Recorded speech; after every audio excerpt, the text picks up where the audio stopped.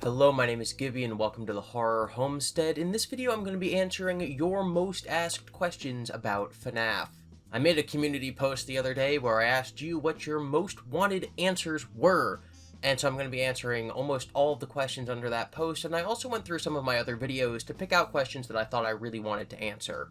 If this becomes a series, well, I'll probably only answer questions that are like underneath the previous video.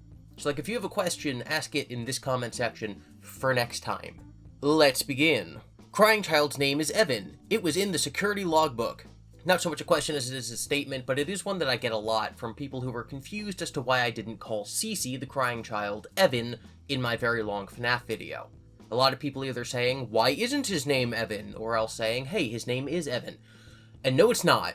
I was going to make a video about this topic, but then ChipTide basically covered the exact same topics and talking points that I would have. He went over how people in his comment section get really angry when he doesn't use the word Evan, and then he broke down point by point why the crying child's name is absolutely not Evan. Or if it is Evan, that is just a name that's got decided on because the community started calling him that. The theory that his name is Evan came from just complete nonsense on Reddit where somebody tried to find a name in the security logbook, and they found EVA, and then they guessed the N. If that's a name, Evan's a name, maybe it can be that. And the method for finding it didn't make any sense, and that's why serious people do not call him Evan. I'm not going to go over all the same points again, but you can watch ChipTide's video, it'll be the first link in the description. Now that that's out of the way, I do want to answer the question that caused this entire video to be made, because it blew my mind. This is now the second time that a comment in my comment section has made me make a video. But unlike my Midnight Motorist video, I'm not gonna stop and make an entire video just around this comment. It was more than just me wanting to respond to his comment, but less than me wanting to make like a 20-minute video, so that's why this is happening now. This comment, so good. It was on my Mrs. Afton video, my over an hour long Mrs. Afton video. And it was talking about the section wherein I break down Ballora's song, and how I explain how it does not necessarily refer to Mrs. Afton. Most people's interpretation of Ballora's song from Sister Location is that she is dumping lore about Mrs. Afton, and how her and William were married and then split apart when one of their children died, and all this stuff. And the point of me doing that, breaking down that song in the video, was basically saying hey, there's alternative explanations to what these lyrics could mean. Most of the people in the comments who wanted to talk about that specific portion of the video were talking about how those lyrics weren't actually written by Scott, they were written by the voice actress who voices Ballora. I don't think that that necessarily changes the outcome of that, the intention of that section, which is basically that there is more to be said about the lyrics than just the base interpretation. You don't need to walk away and say, hey, GiBi's right, maybe it is about Henry, because the point isn't that it's about Henry, the point is that there are multiple valid interpretations of what the lyrics mean. And one of the things that upsets me is that this commenter went in and made an interpretation that much better fits with what I actually believe and my past theorizing attitude, and I cannot believe I didn't think of it myself.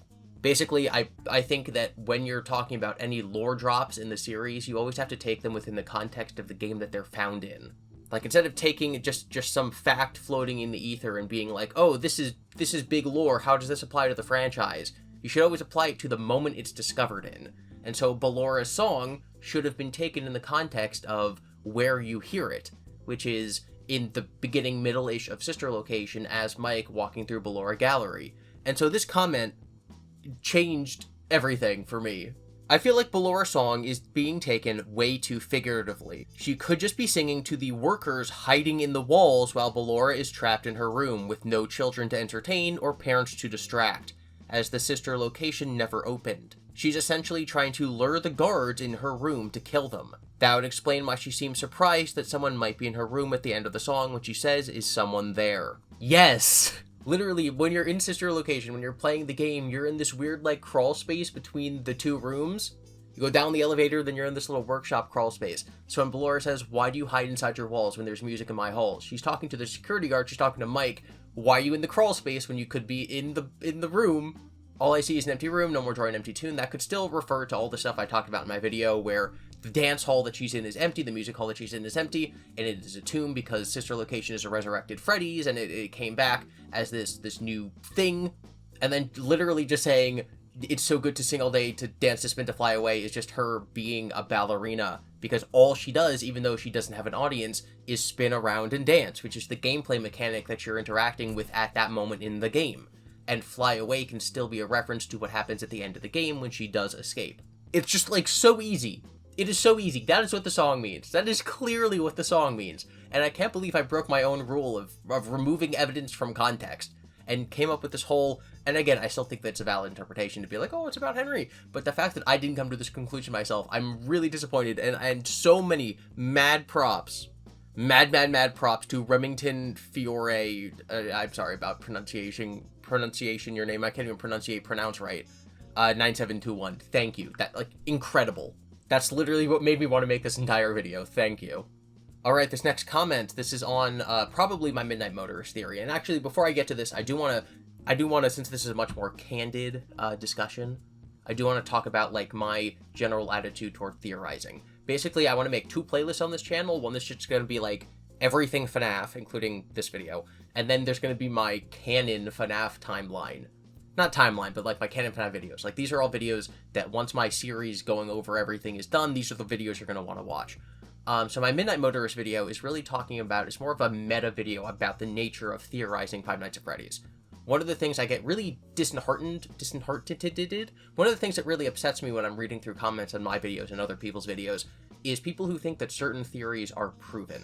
Like, hey, it is a fact that X or Y. And that really upsets me because it's obviously not the case. I'm also kind of upset whenever a big YouTuber, or even a small YouTuber, just a FNAF YouTuber in general, makes a video called, like, I solved Z. And I'm not, like, pointing fingers like, oh my god, that's how John FNAF names all of his videos. It's just that every single video you see on Five Nights at Freddy's is called, like, I solved Z. And, like, no you didn't. Nobody did. Nobody's going to. When everybody solved Five Nights at Freddy's, nobody solved Five Nights at Freddy's. And I've said this before, but I think one of my, like, biggest worries is going to the comment section of someone else's video and seeing them write, like, actually, this is correct because GiBi said so. And so seeing people do that in my comment sections is also disheartening. And so it really upsets me whenever someone is like, this is a fact. Because no, the evidence, the thing that you're basing your conclusion on is a fact. But your conclusion is not a fact. It is not confirmed. And the point of my Midnight Motorist video, which is basically that in the mini game Midnight Motorist, they're driving on the wrong side of the road. They're driving on the left side of the road. To point out that if you are going through any FNAF game or FNAF mini game or book or whatever, you have to interpret which things, which details are important and which ones aren't. Which one of them are there for gameplay, which one of them are jokes, what's there for narrative purposes, and what is a lore hint. And I was kind of, secondhand referring to this piece of evidence I'm about to bring up from this comment, to be like, whatever your Midnight Motorist theory is, you need to ignore the fact that they're driving on the wrong side of the road. Because driving on the wrong side of the... Again, I keep saying wrong side of the road. They're driving on the left side of the road, which implies that they're in England, and the Aftons are British, so that, like, oh my god, maybe this is where it's supposed to be taking place. And nobody believes that, and I don't believe that. So therefore, everyone has to ignore that piece of evidence. So when this guy says, okay, but if they if the runaway broke out of their room to go outside, why is there no glass outside? Somebody broke in, not out. And this is something I see posted a lot of places in comments and in videos, and I strongly disagree. One, because my interpretation of what's going on would imply that the person broke out, and therefore I gloss over it. But mostly because, to me, there is no... It's not a hard and fast rule. It's not confirmed that if Scott wanted to depict them breaking out, then he would necessarily put glass on the outside. If there is glass on the outside, that means that someone broke out. If there's not glass on the outside, it doesn't tell us one way or the other, because we don't know if Scott would have thought it was important to put glass on the outside to indicate that they broke out. It doesn't mean anything one way or the other. It is a valid interpretation both ways. And so it kind of disappoints me when someone says, there is no glass, therefore they broke in. Because that's just not how that works. Lack of evidence is not evidence for a different conclusion. That's like saying that the footprints being in the mud means that there wasn't a full animatronic there was just feet. Okay, but why did Henry thought Mike wants to be burned alive? That's just a narrative thing, because this is the end of Freddy Fazbear Pizzeria Simulator, where Henry's like talking over the speaker to all the characters, and he's like, "Oh, my brave volunteer, you're not who I expected to come, but I think you're exactly where you want to be. There was an exit planned out for you, but you're not gonna go, and now you're gonna die." That's not and this. A lot of people who are a lot of people who are fans of Five Nights at Freddy's are younger. Not necessarily like all 10-year-olds, but they might be less adept at literary criticism. And so I think when they see anything that happens in the game, to them it must be a lore hint as opposed to a limitation of the medium. When Henry says, "I think you're right where you want to be," that's not a characterization of Henry deciding that Mike wants to die. That is simply the only way that the game, because of the limitations of the format of the game, can tell us that Mike wants to die. That is Scott telling us that Mike does choose to die in that scenario, simply because there's no other way of doing it. This is not like, oh my god, Henry is a callous individual and Mike really wanted to escape and then was burned alive. That is the game telling us Mike is fine with this fate. Could you make a video about how FNAF 4's gameplay is real or not? There are leads hinting to both ways. Someone later is going to ask a question about Dittophobia, which I'm basically going to completely ignore until I get to that point in my, not timeline, in my discussion, video, analysis. So I'm going to ignore anything related to Dittophobia, the book that kind of goes over what is happening in FNAF 4. But I think that I've made myself pretty clear about what FNAF 4 is, which is that at some point in the past when Mike was a child, there was something moving behind me. There was something just there. That's weird. Basically, I think that when Mike was a child, William put him through some sort of experiment, or maybe he just saw the animatronics roaming around in his house, or illusion discs or something, that the actual FNAF 4 gameplay is a nightmare that Mike experiences when he's older, which is how he's able to hear the phone guy conversation from FNAF 1, and other Easter eggs that wouldn't make sense until after he's already experienced FNAF 1. But they are nightmares of real events that have happened. So, it's both. So this guy says MCI, I think he means Molten MCI. Isn't Molten MCI just fanon, though? Wouldn't it be equally as possible that Ballora is a random kid that got killed, and wouldn't FNAF 3's good ending mean that the MCI kids were set free instead of being melted into the sister location? Okay, so yes, Molten MCI is just fanon. Personally, I think me lifting my phone up and down is what is causing that light behind me. It's not a ghost. They're not here for my casserole dish again. So Molten MCI is just fanon. Personally, it's one of the things that I think is more confirmed than basically any other theory, simply because I think there's no way you can read the fourth closet and not come away with Molten MCI. It is pretty clear. Molten MCI is the theory that all of the remnant from the MCI kids was like melted down and then redistributed amongst the fun times, and thus when the fun times all conglomerated together into Molten Freddy, Molten Freddy contains all of the remnant from the MCI kids. If you read the fourth closet, that's just undeniable. Whether or not you take what we learn in the fourth closet and apply it to the characters in the game timeline, that is obviously much open for interpretation about how much we should rely on the books. I was not a Molten MCI believer. I was very much invested in Cyrus Squawk's interpretation of what was going on with those characters until I read the fourth closet, and then I was just like, yeah, that's definitely what's happening. You can extract remnant, you can scale it, which is what the S in Scoop stands for, you can inject it into other animatronics. That's why, every mini arena is not an individual child's soul. It is simply a piece of remnant taken from the original animatronics. And so all the fun times together are the remnant, the souls of the original children, and thus when they all conglomerate together, that is now all the souls in one place, so that when they burn and are destroyed in Henry's fire, they have now been set free. Him saying, wouldn't FNAF 3's good ending mean that the MCI kids were set free? I believe it's possible that the children's souls and their remnant are different things, right? Like, there's no true discussion of the afterlife in FNAF. There's some depictions of ghostly figures. When one of the characters gets injected with remnant in the books, you can, see these little ghost kids running around who don't know they're dead. It's possible that, let's say 51% of your remnant is set free, so now you get to go to heaven, but part of you lingers, right? Who knows? Who knows how it actually works? But I would say that it's possible that they're no longer contained to the original animatronics, the Freddy, Foxy, Bonnie, Chicas, and so they're, set free, in the good ending, but that the remnant is still being used to power things on Earth, which is not good, and so therefore the rest of them needs to be set free. And then I think the alternative explanation would be that the bad ending is the canon ending of FNAF 3, which Scott has hinted at, because he said that he's not going to divulge which is real or not, which makes me think that there's a controversial answer to the question, which makes me think it's probably the bad ending. As much as I love Pizzeria Simulator's ending, how on earth could Henry have forgotten about Cassidy? For this next part, keep in mind that in my theory, Henry's been communicating with Cassidy by putting Remnant, or having Remnant in arcade cabinets. If he had communicated with her throughout the games for so long, why would he forget to find her? I guess the story had to keep going somehow afterwards. The story, of course, being that in UCN, Cassidy is, like, not let go. I don't think that my interpretation of what happens in the story necessarily means that Cassidy is not destroyed in the FNAF 6 fire. I think it's very possible that any amount of remnant left over from Golden Freddy was present in the building.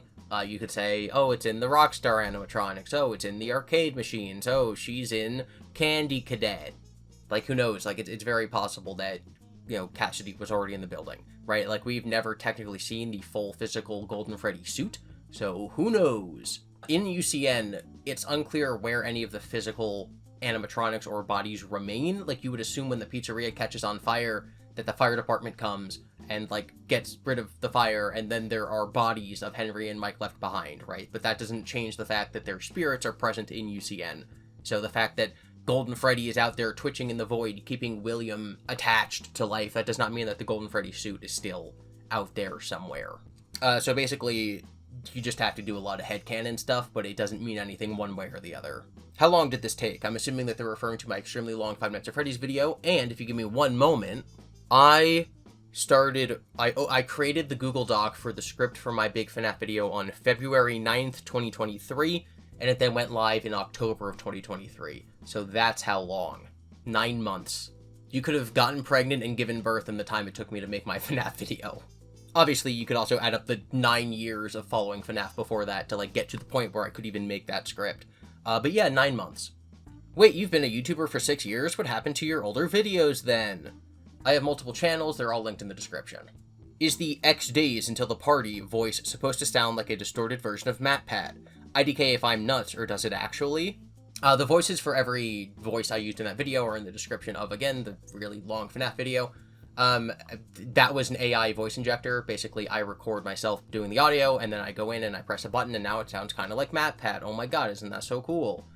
No, and so I'm not going to be doing that again. I got a lot of feedback in my comments about the use of AI voices, and some of it I agree with, and some of it I don't. Scott did put out a post basically saying that he talked to his voice actors, and they don't like people using their voices for FNAF fan projects. So, like, if you're making a FNAF fan game, and you want Baby in the game, Scott and the voice actor do not want you to use AI to make Baby in the game sound like the real voice actor's portrayal of Baby. So I 100% see using somebody's performance to mimic that performance in something that they don't authorize is bad, and I will not be doing that again. One of the other ways of using AI for someone's voice would be something like the way I used MatPat in my video. I downloaded his voice and used it for the ending skit.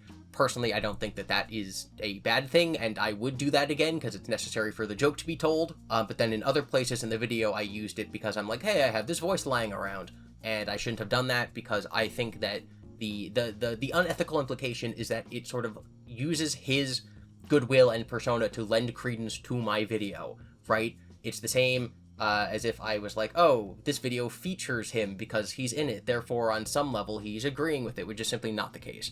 And so I think using a real person's voice in that manner is both distracting and potentially unethical, because it might imply that they're like, that they endorse the project in any way, and so that's not something I would do.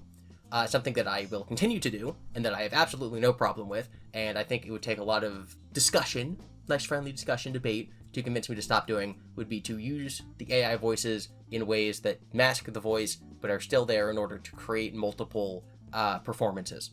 And that doesn't make any sense unless I use the example. Cece, in my video, is a whiny little boy. In order to get that performance, I need to do my Cece voice. I then need to use an AI voice injector. I then use pitch shifting to make it sound literally nothing like the actor. Some of the worst comments I got in my video were people who were like, hey, you didn't perform this voice, it was the real actor. which is just not how that works at all. If you listen to like my performance of William throughout the video, I can't just talk into my microphone like this and then have it come out as a sound alike of the character in the game. I need to do my voice. To voice William, I need to do my gravelly British accent, which is why throughout the video occasionally he dips a little more Scottish because I lose my British accent, and it's really noticeable. I'm still here. I will put you back together. So when I'm doing my CC voice, I need to sound like a whimpering child. And so I talk a little more like this. And then I use the AI voice injector. And the AI voice I used was Ewan McGregor's performance as Obi-Wan Kenobi, because Ewan McGregor is Scottish and Obi-Wan is British, so even he's doing a voice. So he's doing his Obi-Wan voice. So I'm using the performance of Obi-Wan, applying it to my CC performance, and then down pitching it, or up pitching it up, making it sound more like a child. This is me without AI. Please let me out. Please let me out. These are my friends. This is me with AI. Please let me out. Please let me out. These are my friends. For you to listen to CC's voice in my FNAF video and say, that's not your performance, GiBi, that's Ewan McGregor's. No.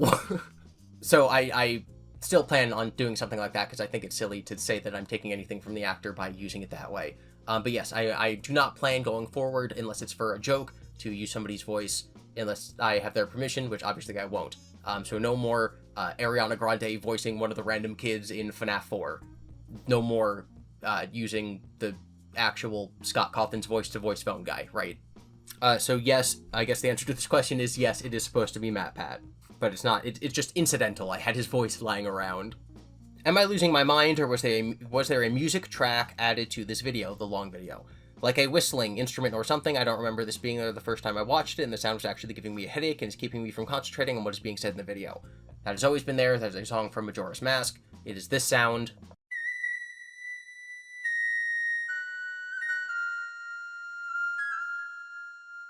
My guess is that this person's listening or watching the video on a different device.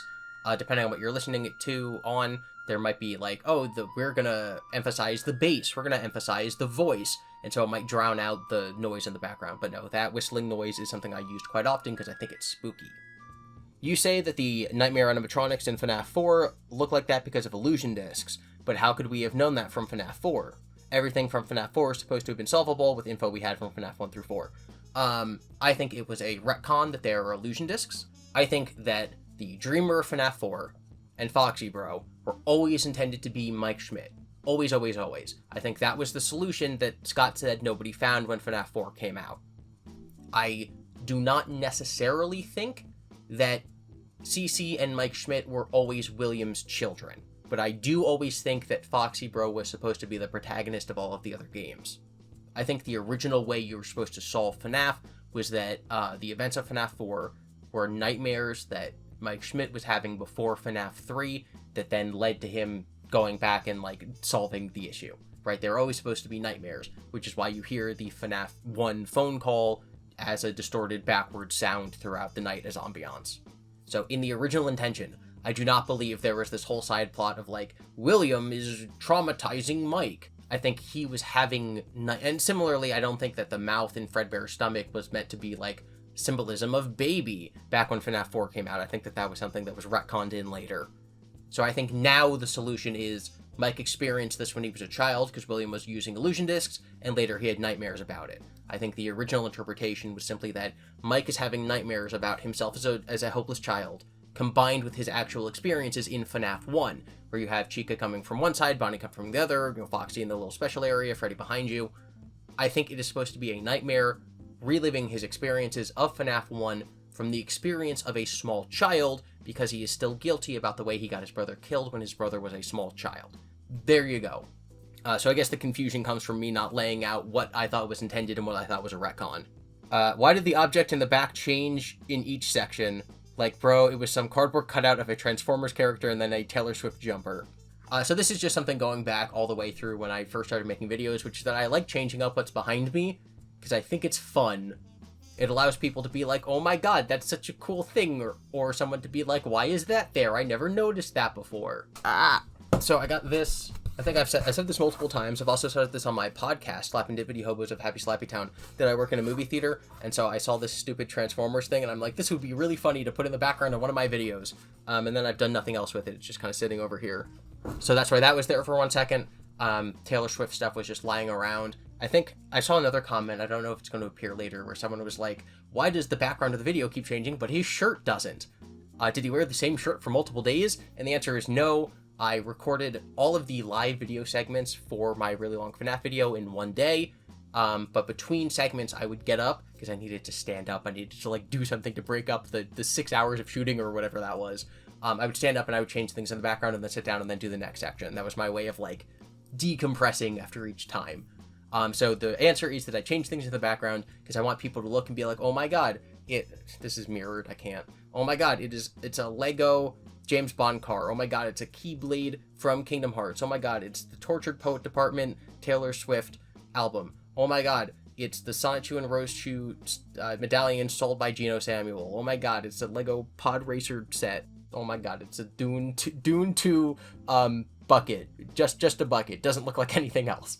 I really don't understand this one thing though. Wouldn't it have made more sense for Cece to be in the puppet? They're both crying the same stream of tears from their eyes. I have to believe that Scott originally planned it that way, but then retconned it later. So this is obviously something that I think that was MatPat's conclusion too. And personally, I think that the evidence, I guess, it makes sense when you put them side by side. Cece is crying, puppet is crying. The problem is that a crying child is also the symbol of a child dying or being dead.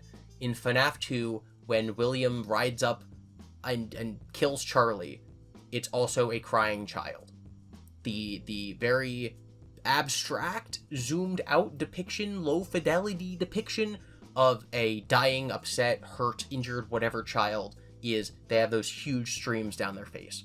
So Charlie also has those same tears. And so that also visually links Charlie with the puppet. Again, I think that this is one of those times when you need to put everything into context. So saying, yes, Cece cries, puppet cries, same thing. You have to keep in mind that there's a bunch of other crying children in the franchise. All the dead children are crying. So that's not actually evidence for Cece. Here's one thing that bugs me with Springtrap. When I swear, you might be watching this and thinking I'm just incapable of reading. Here's one thing that bugs me with Springtrap. When he was found after 30 years locked up in the safe room, why didn't someone like the construction worker or the owner of Fazbear Frights discover the bloody corpse of William Afton? I mean, they must have been moving him at some point, or at least done a close-up check of the suit, let alone the smell that must have been there after years of rotting human body in an enclosed room. One of the things that I think is important to remember, especially with the first 3 FNAF games, is that they're supposed to be really funny. A lot of Phone Guy's lines, the joke is that, like, corporate doesn't care about the well-being of the employees and only cares about the well-being of the guests to the point where they come back to make more money. It is a critique of middle management. It is a joke. The joke is that the construction crew or the Fazbear Frights guys comes in. Fazbear's Fright. It's different. Fazbear's Fright is the FNAF 3 thing. Fazbear Frights is the books. I gotta get it right every single time, or else I'm gonna get beaten up in the comments. The Fazbear's Fright people, upon seeing Springtrap, the joke is that they don't look at it carefully enough to notice that there's a body inside. And they're just like, oh my god, we can toss this into the attraction to make more money. And the reason that makes that even funnier is that it would be so obvious there's a body inside because it would be covered in blood and smell bad and you could see into it, etc. So that ridiculousness is the joke. And the punchline is how little these people care. It's a joke. Alright, so this person's linking to part in my video. He says, why would we, the overnight security guard, attend said party? We wouldn't be attending it anyway. I said that it was creepy in FNAF 1 that you're seeing tables set up for a party that you're never going to attend. And this person is sort of misunderstanding what I was saying. We see a party room, empty, with hats set up for a party that you aren't going to attend. You're seeing something outside of its normal context, and for some reason, we find that creepy. I was explaining why liminal spaces are creepy in general. We, as the player, are seeing party tables set up for a party we, as the player, are never going to attend. The same way how if you're walking through a classroom in a school at night, and you look inside and you see the chairs and the desks lined up perfectly, but there's no one sitting in them. because they're not supposed to be. Or you're walking through an empty mall, or you're walking through a movie theater at night, or you're in a playground and there's no kids at it. We usually only see these locations in the context of what they're supposed to be used for. We usually only see a mall during the day when it's bustling with people. We usually only see a playground when there's kids playing at it. We usually only see a setup for a party when we are either seeing a party take place or a party is about to take place. So it's weird and uncomfortable for us to see these locations outside of their intended purpose. Because we're the security guard, we only ever see the party room at night. It's set up for the party the next day, but we never see the party. And so to us, it's this weird space that is removed from its proper context, and so that is scary. I don't know why this person misunderstood that and thought that I was saying that the security guard should attend the party. The point is that any given person, upon seeing the setup for a party, would expect to attend the party, but they don't. It's a liminal space, and they're creepy. Wait, so if withered animatronics are the ones with the bodies in them, how are the FNAF 1 animatronics haunted? I think most people know, or most people headcanon or believe that the FNAF 1 animatronics do not have the bodies in them by the time of FNAF 1. Obviously, you see that there are these casings all throughout parts and services. That's what I'm thinking of, the parts and services room. Like, there are multiple Freddy heads, there are multiple Bonnie heads. Obviously, they swap these out fairly often to, like, maintain the animatronics. No one thinks that the bodies are still in there at the time of FNAF 1. Just that at one point, the bodies were still in there. You know, like you're in a horror movie, and, like, oh my god, there's a creepy doll, and then it starts crying blood. Like, the fact that there's blood and stuff coming out of the animatronics, even to this day, does not necessarily mean that the bodies are still in there. So the withered animatronics having the bodies in them, because William stuffed them, and then they were withered, and then they were moved to the FNAF 2 location, and then William took the bodies out, that doesn't change the fact that the animatronics would still be haunted. Alright guys, so this video got really long, and I'm actually splitting it into two. So you're going to see me back with this same shirt answering the next few questions next time. Although I do still want more questions that you might have in the comments of this video, but those will have to be answered in a potential episode 3 of this series. Genuinely, thank you so much for watching. I hope that I get to make more content like this that's just a little off the cuff in the future. Remember to be nice to each other in the comments, consider supporting the creators you admire, never lose sight of the things that are most important to you, and remember, Freddy. Friendly, respectful engagement, discussion, and discourse yields success. I will see you next time.